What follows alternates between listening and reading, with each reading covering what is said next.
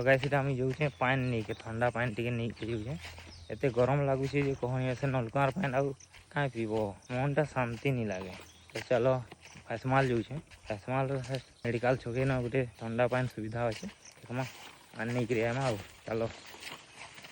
तो guys finally गाड़ी नहीं के पहुँचली गोटे छोट गंजटा ये रखी देखे देख सियाड़े जे लगवा आमर ब्रिज। चलो पहुँचले देखा फाइनली पहुँचली मेडिकल छक एटा पानी भरुचे भरी गली न गोटे बोतल भरी सारे न इटा पानी नहीं करी पलि आसली देखी पार्थ नहीं जाऊे खूब मैंने नौ बाबा यार ठंडा थी गाइस पूरा चिल दर पानी टी पी दे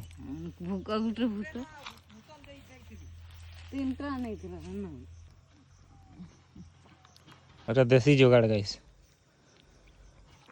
तो चलो काम सारू जिमा घर के आउ तो गैस इटा बाहर घर। तो चलो आज ब्लॉग कि एंड कर गोटे देखा न्यू ब्लॉग रे। Thanks for watching bye bye.